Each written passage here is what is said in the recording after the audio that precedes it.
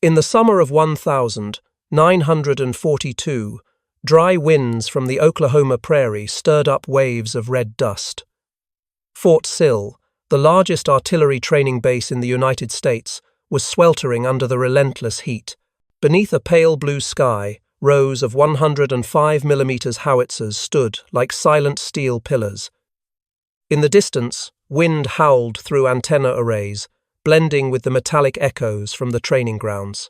Amid this landscape thick with the scent of grease and gunpowder, a small olive-drab object was preparing for takeoff. Colonel William W. Ford, a 48-year-old man whose eyes measured everything as if peering through a gun barrel, stood before a group of young officers.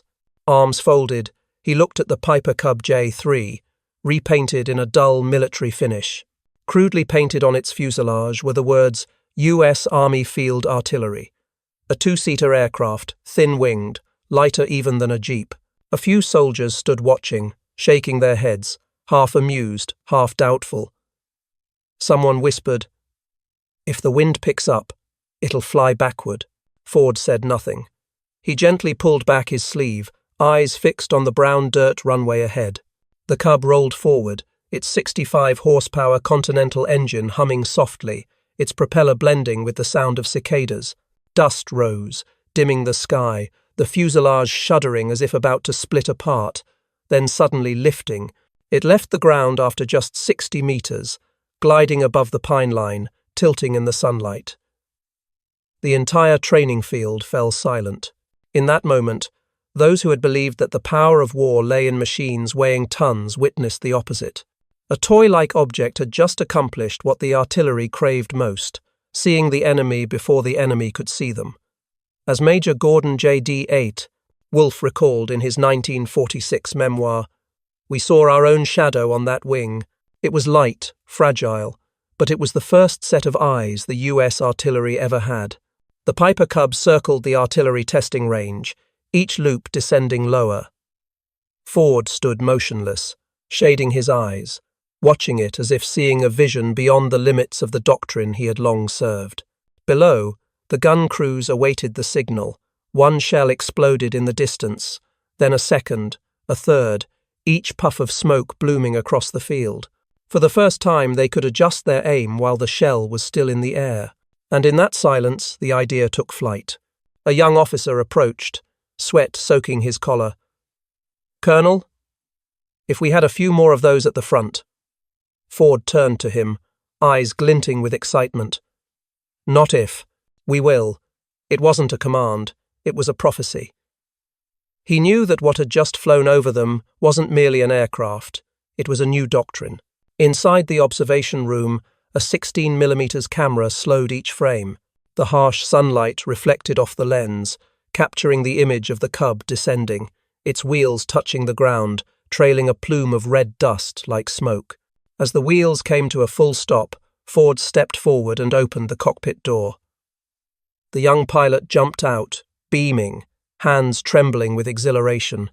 Ford placed a hand on his shoulder, his voice low and clear. "From now on, artillery will have eyes of its own." Oh, no one applauded. There was only the sound of wind sweeping through the guns, echoing like an affirmation from both earth and sky. An idea had just been born quiet, but resolute on the red soil of Fort Sill. According to Field Artillery Journal, Volume 321942, this was the first time in U.S. Army history that a civilian aircraft was used as an artillery observation platform under direct command of ground officers, no longer under the Air Force's mediation, no longer needing approval for every mission. For the first time, the sky belonged to the artillery. As evening shadows crept across the training field, Ford walked slowly past the row of guns. He said nothing more, only glanced at the soldiers packing up equipment, the sunset casting warm tones on their sunburned faces. In his personal journal, he later wrote, "Today, the sky touched the ground, and when it did, everything we thought we knew about artillery changed." The test film was stored in the Fort Sill archives, labeled Project Grasshopper, July 1942. Nearly 80 years later, the faded frames still carry the sound of wind and sand striking the aircraft's body. When replayed in a small auditorium at the Army Museum, the old engine noise rumbled through the speakers, and the room fell silent. A silver-haired former officer whispered, "We had no idea we were witnessing the beginning of an entire era. That day, the sky truly came to the ground, and from that moment, organic aviation was no longer just a dream. It had taken off. In the winter of 1941, at the training grounds of Fort Bragg and Fort Benning, the 105mm M2A1 howitzers still roared, but behind the explosions lay an unspoken truth. They were firing into nothingness. American artillery, despite its numerical strength, was nearly blind on the actual battlefield. Every shell fired was adjusted using coordinates sent from the Air Force, and to obtain those coordinates, they had to wait for hours. According to the War Department Field Artillery Board, 1941, the average time for the Air Force to send counterfire coordinates was 2 to 4 hours, sometimes longer if the weather was poor or radio signals were disrupted. In war, every minute is a life, and 4 hours is a slow death. U.S. artillery doctrine at the time was shackled to an outdated principle. The eyes of the artillery are the Air Force. Since World War I, this mindset had remained unchanged. General Leslie J. McNair, head of the Army Ground Forces, wrote in a 1939 memorandum that coordination with the Air Force is sufficient. It is unnecessary for artillery to have its own aircraft. In practice, this meant every gun had to rely on a cumbersome bureaucracy, requesting a sortie, waiting for confirmation, waiting for radar, waiting for an observation plane to pass overhead. Each layer of waiting stretched the command chain, turning speed into a luxury. The problem lay not only in the people but also in the very machines they trusted. Observation aircraft like the North American O-47 or Douglas A-20 Havoc, though modern on paper, were ill-suited for artillery reconnaissance. The O-47 weighed nearly 3,900 kilograms, cruised at 290 kilometers per hour, required long runways, and a full technical crew. It couldn't circle low to spot enemy guns, nor could it loiter when units were on the move. According to the Army Air Force's technical report, 1,940, the maintenance cost for one O-47 per flight hour was $123, 50 times that of a light civilian aircraft. In test logs at Fort Knox, one artillery officer noted, "When we needed to see the target, the O-47 was 30 miles away." The remark sounded sarcastic, but it was true. Air Force planes were designed to fly high and avoid ground fire, while artillery needed something close, low, and fast. They didn't have it. The Air Force's strategic mindset further deepened the impasse. Army Air Forces Command believed every aircraft should serve offensive missions, bombing, escort, strategic reconnaissance, not be wasted on artillery adjustment. In an internal 1941 document, Major General Henry H. Arnold wrote, "Using aircraft to guide artillery is a waste of air power." That statement effectively sealed off all efforts to secure control of dedicated aircraft for ground forces. Artillery was left in the dark, and officers under Ford could only repeat a bitter phrase, "We fire by sound." The consequences of those misguided beliefs became clear in the early fronts. In Bataan, Philippines, 1942, when U.S. units were surrounded, artillery could not support infantry because contact with reconnaissance planes was lost. A report from the U.S. Army Command in the Far East recorded, "We heard our own guns but didn't know where the shells were landing." In North Africa, during the Kasserine Pass campaign, German forces used Fieseler Storch reconnaissance planes to adjust their artillery so precisely that each volley destroyed entire American gun crews within minutes.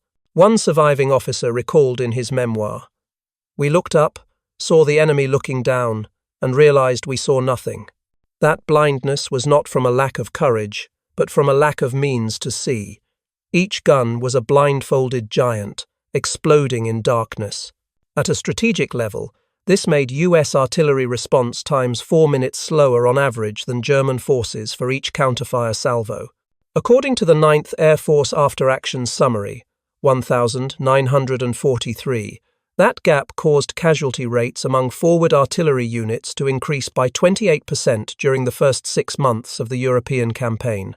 In a post-war training film screening at Fort Sill, black and white footage showed gunners rotating their barrels, sweat on their foreheads, waiting for a voice on the radio, but the signal never came. The room was silent, and his projector clicked. A former artilleryman in the front row whispered, "We fired into nothing." And nothing fired back. As the war expanded, every shell grew more costly, not just in materials, but in time and blood. Ford understood this as he read the casualty reports, each number a blank spot on the map. He wrote in his 1941 notebook, "If one shell could save 100 men, how can we fire it blind?" That question hung between the pages, waiting for an answer. If one shell could save 100 lives, how can it hit the target when we cannot see? Colonel William W. Ford always began his mornings earlier than anyone else at Fort Sill. He walked the training field while mist still veiled the artillery pieces, holding a small notebook with a worn spine. A survivor of World War I, he spoke little, but every word carried the weight of experience. He had once witnessed an entire platoon wiped out by a barrage that landed 100 meters off target due to incorrect coordinates. To him, victory didn't belong to the stronger side, but to the one who could see first and shoot more accurately. Ford believed this so deeply that many called him stubborn. But as casualty reports piled up, he knew that stubbornness was the only way to change the outcome. Ford was not alone. In an old warehouse behind the firing range, 2 young officers, Gordon J. Wolfe and Charles W. Lefever, worked under the dim yellow glow of an oil lamp. Both were artillery engineers, but their love for flying predated their military service. Wolfe had piloted gliders in Kansas, and Lefever was an aviation mechanic before enlisting. They shared one belief: if artillery was to see the enemy, the man holding the binoculars had to be in the sky. One autumn evening in 1941, Wolfe unrolled a blueprint of a civilian aircraft, the Piper Cub J-3, small enough to take off from dirt roads. He tapped his pen on the paper and said, "It's light enough to travel with the gun crews, and sturdy enough to survive." Lefever laughed, calling it the craziest idea the Army ever heard. Both knew that if submitted through official channels, the project would be rejected immediately. But Ford didn't laugh. He looked at them, silent for a long time, then said, "If it can fly, prove it." They began testing in the late afternoons, when the field was quiet. The hum of the small engine rose into the wind, blending with the distant thunder of artillery drills. According to the Field Artillery Training Log, 1942, Ford had allowed them to fly after official hours, a sarcastic term for doing it behind the system's back. From a far corner of the red field, he watched through binoculars as the Cub lifted off, its shadow gliding like a bird's wing through the smoke. The first tests were full of failure. Weak engines, strong winds, sometimes the plane tilted dangerously close to the trees on the southern edge of the field. But each time, Ford quietly wrote in his notebook, "Continue." One officer once asked why he placed so much faith in such a fragile idea. Ford replied, his voice soft but firm, "Because I've fired without seeing the target." As rumors spread, officers from the Army Air Forces began mocking them. In meetings, they called Ford's group crazy grasshopper pilots. Some internal publications even joked that the Piper Cub might be good for carrying mail, not for winning wars. According to the War Department correspondence, March 1942, an Air Force committee recommended cancelling all tests involving civilian aircraft for artillery, claiming it was a useless and dangerous direction. Ford received the report, folded it, and placed it in his desk drawer without reading further. While debates dragged on in Washington, in Oklahoma, the young soldiers kept flying. They had no budget, no spare parts, but one clear goal: to reduce deaths from friendly fire. Once, Lefever recalled that after a training session, he saw an ambulance return with 3 wounded soldiers hit by misfired artillery. Their faces were covered in dust and blood, their eyes vacant. That night, Lefever went back to the workshop, disassembled the Cub's wing frame, and reinforced it. "I don't want to see anyone else die because we missed," he wrote in his journal. Ford knew they were gambling their careers. To higher command, this was insubordination, but he still signed the test proposal, writing just 2 words: approved, necessary. When asked why he took the risk, he said, "I'm not taking a risk. I'm choosing to see more clearly." According to Second Lieutenant Joseph M. Adams, who later joined the Air Observation Post program, Ford had the look of someone who'd survived battles that maps couldn't save you from. Adams remembered the first time he met him. Ford didn't talk about strategy or medals. He just said, "I want every artilleryman to know who they're saving." That sentence spread across Fort Sill, becoming a quiet conviction. Every time the Cub took off, everyone held their breath because they knew this wasn't a test. It was hope. They weren't seeking glory, only to reduce a 4-hour wait to a few minutes of survival. And in that defiance, courage took shape. As the sun set, Ford stood silently by the landing strip, listening to the engine fade into the distance. He knew he had started something that would change how humans looked at the sky, but he didn't say it aloud. He simply watched the small plane and wrote in his notebook, "Tomorrow, we will fly higher." Transforming a civilian aircraft into a combat tool was not a miracle, but a sequence of meticulous adjustments, repeated testing, and the patience of skilled workers. From the Piper Cub J-3, the team at Fort Sill crafted an artillery support version named the L-4 Grasshopper, an aircraft where every number carried life or death significance. Its empty weight was approximately 550 kilograms, with a maximum speed of 87 miles per hour and the ability to take off on short dirt runways, requiring only 60 meters.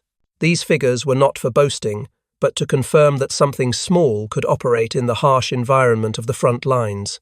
The airframe was reinforced with lightweight alloys, with joints carefully welded to maintain durability while keeping the weight low. Engineer Lefever and his team of technicians spent many nights testing materials, finding the best alloy ratio between strength and mass. They installed a radio system, coded SCR-610, calibrated for 2-way transmission, allowing the pilot not only to receive from the gun crew but to relay coordinates in a format easily understood by artillerymen. Copper antennas were specially arranged to reduce interference, soldering points were insulated, and every change aimed to increase signal stability when flying close to the ground amid smoke and dust. The landing gear system was also redesigned to suit makeshift airstrips, with a shock-absorbing structure and a folding mechanism to reduce damage during hard landings. These minor improvements, when combined, created the difference between a safe flight and one lost to rough terrain. Engine technicians, mechanics, and training pilots tested the entire system on the range, logging every vibration and every tremor to optimize the frame. Each modification was repeatedly tested and documented in Fort Sill's test logs. Training was formally organized, with Fort Sill establishing the Department of Air Training to standardize artillery pilot instruction. From 1,942 to 1,944, over 3,000 artillery pilots completed the course, learning to read coordinates on maps, work with gun crews via the SCR-610 radio, and practice low-altitude flying. They were taught to remain calm in darkness, in strong winds, and when the aircraft shook like a leaf, because their job was not to perform, but to ensure the guns hit their targets. The course included simulation drills, training to record coordinates using simple methods, and familiarization with terminology instantly recognizable to artillery crews, for example, saying left by 2 to indicate lateral adjustment or add 5 to increase range. These language details helped shorten the time needed to relay information, and on the battlefield, every second counted. Experiments in training environments revealed a clear procedure. The pilot flew at low altitude, typically between 300–500 feet, identified the target, transmitted the coordinates using standardized phrasing, the gun crew adjusted, fired, and the pilot observed the shell bursts and reported corrections. Through tests at Fort Sill, the adjustment time from identifying a target to hitting it dropped to 3 minutes, compared to the previous average of several hours. These figures were recorded in internal reports, and later widely cited, such as in, according to the Field Artillery Training Report, 1943, which stated that the program had proven its ability to reduce adjustment time to a life-saving threshold. Accuracy did not reside solely in the aircraft, but also in the procedure, in the standardization of language and actions between pilot and gunner. A pilot had to know how to convey precise coordinates, and a gunner had to respond quickly with signals in shared understanding. Daylight drills were paired with nighttime simulations and exercises in low visibility conditions to standardize reactions. The outcome was not just statistics, but a synchronized behavior pattern in which each individual understood their role in the cycle of observation, reporting, correction, and firing. In Fort Sill's makeshift lab, Lefever wrote descriptions, technical drawings, and a list of required components to maintain the L4 seconds at the front lines. They listed the antenna type, SCR 610 specifications, optimal viewing angles at different altitudes, wind conditions for safe flight, and engine maintenance procedures. Everything was archived for transfer to units preparing for deployment. Engineering was not a personal secret, but a shared asset for the survival of comrades. Once those improvements were finalized on the ground, the result was a relatively small, almost fragile system, but one capable of changing the pace of war through precision. Numbers like 550 kilograms, 87 miles per hour, 60 meters, or 300-500 feet were no longer theoretical. They became the benchmark on which artillery could rely. On the training field, every detail was tested, every error measured, so that when the day came and the Grasshopper reached the front, it would deliver no surprises except effectiveness. And in that precision, brilliance was born. In November 1942, a blazing dawn broke over the Algerian coast, where Allied convoys poured into the port of Ardennes as part of Operation Torch. Among the long lines of tanks and artillery belonging to the 2nd Armoured Division, there were two small olive-drab objects hidden under canvas tarps. These were the first L4 Grasshoppers to be brought into combat. Amid the roar of treads, engines, and the stench of burning oil, no one paid attention to them except the artillery team led by Colonel Ford. He stood at the edge of the sand, watching the wingless aircraft lashed to the backs of trucks. In the dim light, Ford murmured, "If they survive here, we've already won half the war." That afternoon, on a patch of empty ground near Tafaroui, the technical crew spent nearly 3 hours attaching the wings and inspecting the Continental engines. The soil was soft, the hot wind carried desert dust, everything was harsh. When the first L4 was rolled into the sun, a few nearby soldiers paused, curious. No one believed something so fragile could take off in a real combat zone. Yet it left the ground after a run of less than 60 meters, drawing a slow arc above the advancing M4 Sherman tanks heading inland. Ford recorded the takeoff time. The first radio voice crackled through the air. "This is Grasshopper 1. I see them." Over the next 48 hours, the two L4 seconds operated non-stop. According to the after-action report, 2nd Armoured Division, November 1942, they located and directed strikes on more than 40 hidden German artillery positions among the hills. Each coordinate was relayed directly to the M2A1 105mm gun crews, and the accuracy of the barrages stunned the entire Allied command. The average counterfire response time dropped to 3 minutes, instead of the hours it once took. Observation officers reported that German forces lost contact within a day as their artillery positions were nearly obliterated. On the ground, pilot Lefever and his team lived in rough conditions. They ate rations, slept in sand-dug shelters, but every morning they rolled the aircraft out of hiding, wiped dust from the wings, and checked the antenna. The L4 seconds flew so low that sand blasted against the windshield. Sometimes they could see their own shadows cast over rows of date palms. A captured German officer stated during interrogation, "We called them Fliegende Teufel, flying devils. They were so small our radar couldn't detect them, but once they appeared, our guns would fall silent." In the U.S. 5th Army Air Section Report, 1943, it was clearly noted, not a single L4 was lost during the first 72 hours of Operation Torch. That figure left commanders stunned. One young pilot recalled that upon landing, He heard infantry soldiers cheering. We didn't carry bombs, we didn't carry guns, but they looked at us like we were a miracle. Ford received the report by radio on the third evening. He fell silent for a moment and then reread each line. In the yellow lamplight, the numbers blurred with sweat and dust, but their meaning was unmistakable. The system they had built in silence had now proven its worth on the battlefield. According to the 9th Army Ordnance Summary, December 1942, the use of L4 seconds increased artillery effectiveness by 32%, while reducing losses from counter-battery fire by 20%. Those cold numbers were the clearest vindication of an idea once mocked in Washington. As night fell at the field encampment on the desert's edge, Ford sat with Lefever around a rough wooden table. The table was covered in a map marked thick with red ink. The wind flickered the oil lamp. Lefever said quietly, "They believe in it now, Colonel." Ford nodded, his voice low. "They believe because it saved them." Outside, engine noise still echoed. The Grasshoppers continued flying to ensure the artillery was no longer blind. In the rear, news of victory reached the War Department. At first, it was dismissed as luck, but when reports from other units confirmed similar effectiveness, the tone shifted. In a meeting in January 1943, General Leslie J. O2, McNair ordered the AOP, Air Observation Post, program to be expanded across all divisional artillery units.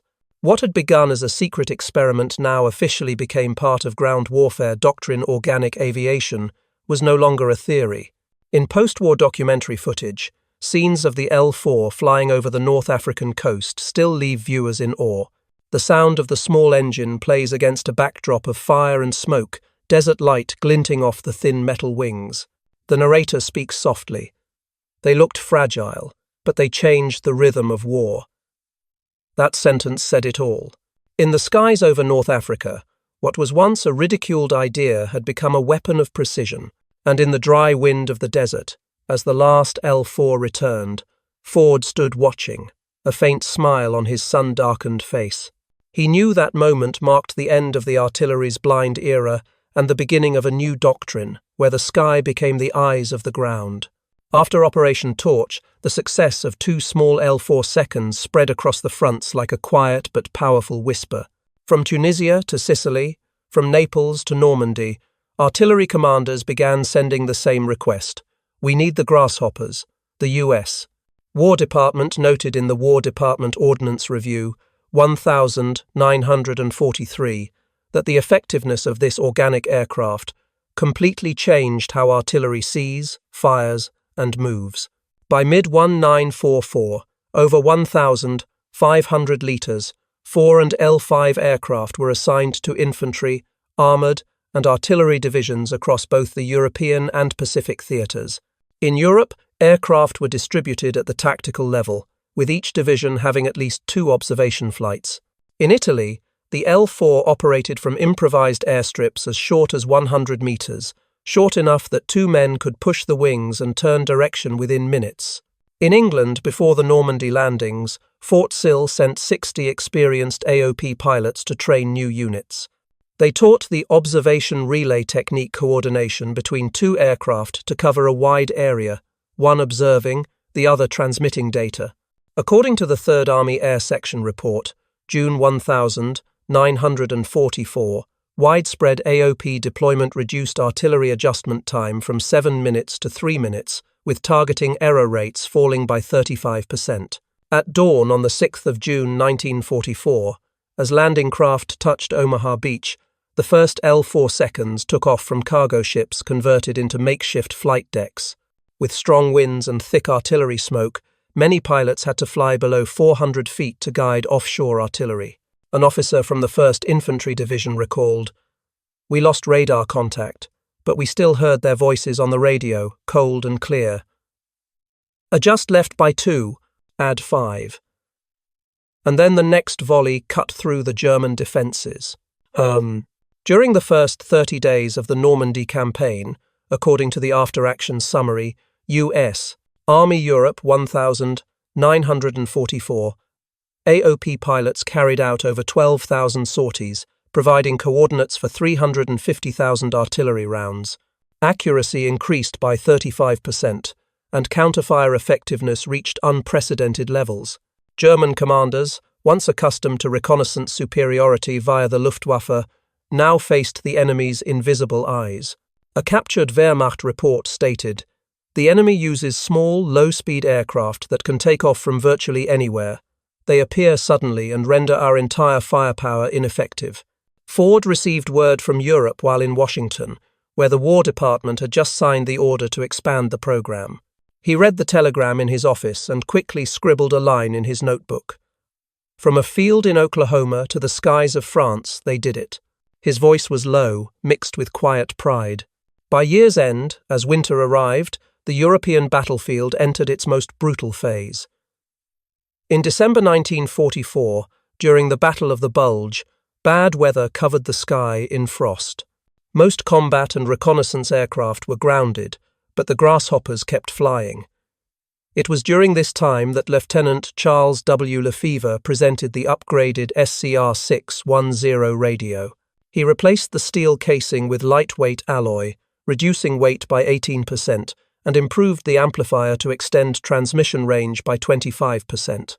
That minor change, according to the Third Army Communications Memo, February 1945, allowed pilots to communicate through snowstorms and kept gun crews from being counterattacked.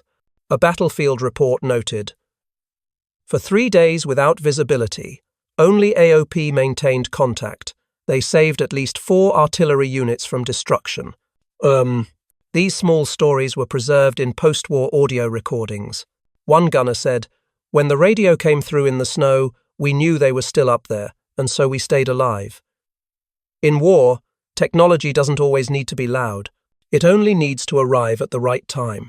According to the Army Air Force's Statistical Digest 1945, over 150,000 AOP missions were flown during the final 2 years of the war.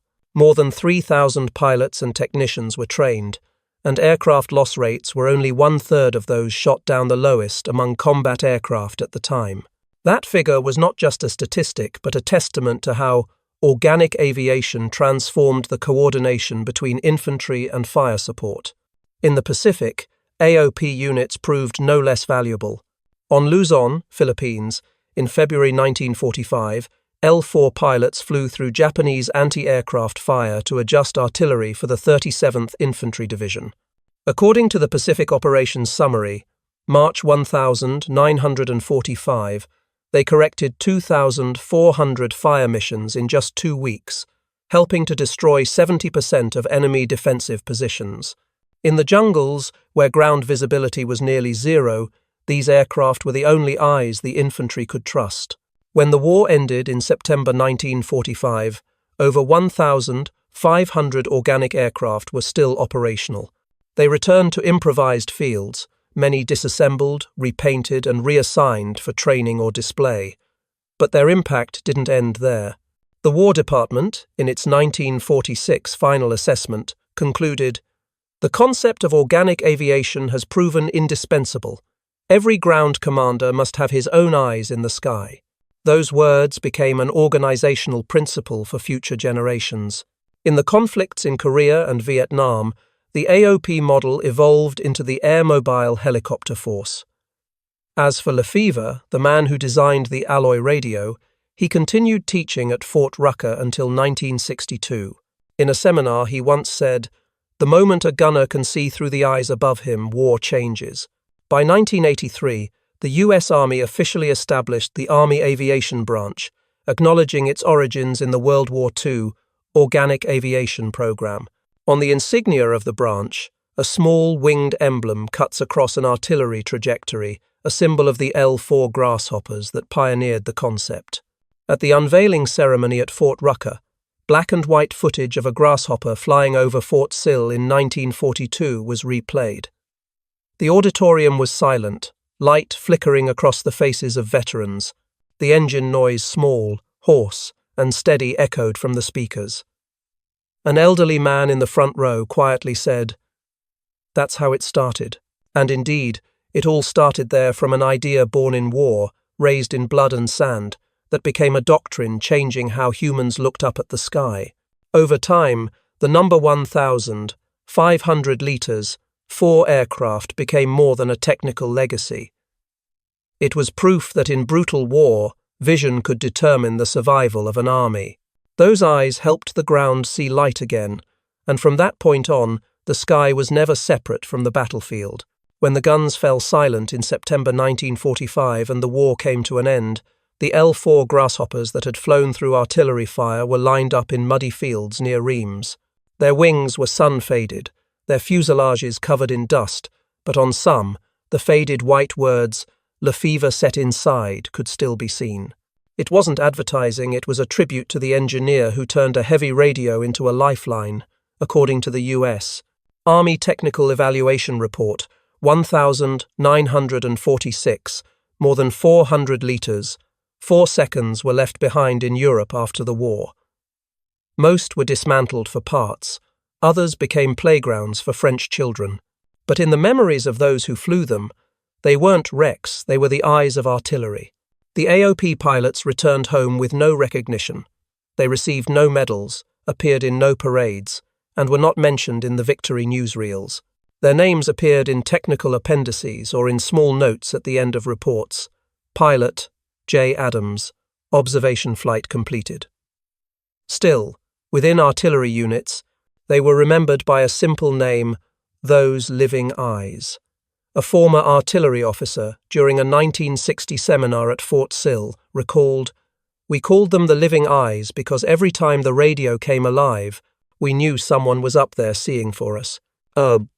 After the war, many AOP pilots transitioned to helicopter training, bringing with them a wealth of experience in fire correction and ground coordination.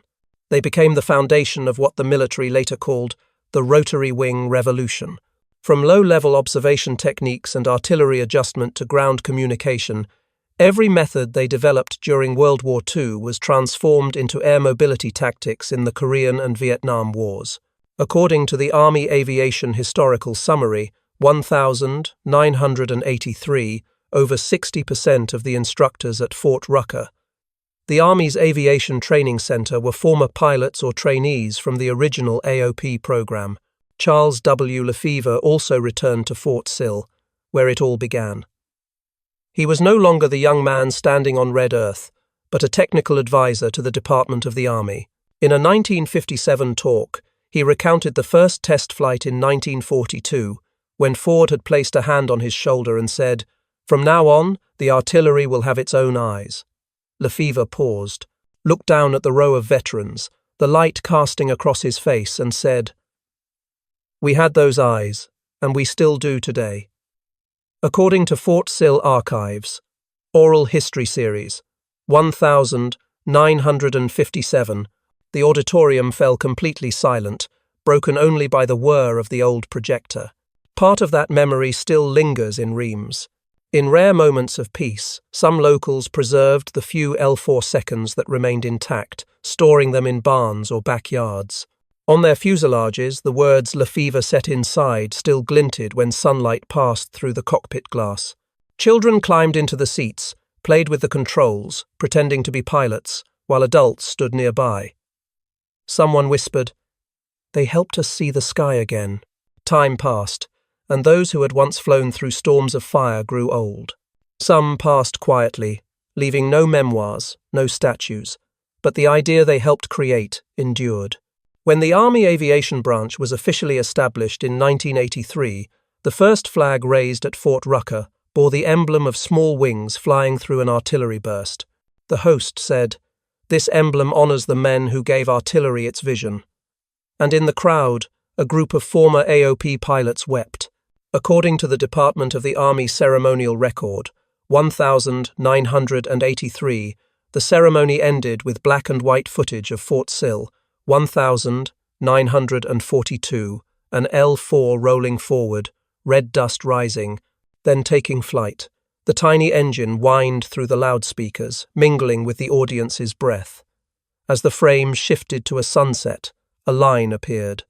The sky never really left the ground. That line became the motto of the entire branch. It served as a reminder that in war, technology may change, but the core value is still human, those who dare to believe in what no one else yet sees. Ford passed away in 1964, Lefever 10 years later, but their names were engraved among the founders of Army aviation, beside hundreds of others left unnamed. Today, at the Fort Sill Museum, the original L4 bearing serial number 42 to 36417 has been restored. Standing close, one can still see silver paint where the word Grasshopper once was, and the faint outline of the SCR-610 radio unit on the fuselage. Children place their hands on the wings, while old veterans retell the days of Ford, of Lefever, of flights so low the sand hit the glass. Someone said, "Those planes flew more on belief than on fuel." History isn't written in noise, it's made by those who quietly change how the world sees. And when the story of organic aviation is retold, it's not just about planes or tactics, it's about belief. The belief that intelligence and courage could bring the sky down to the ground, so that humanity could find light amid war. If this story reminds you of a time your elders lived through, share it so that those who flew, who saw, who fought, are not forgotten in the wind.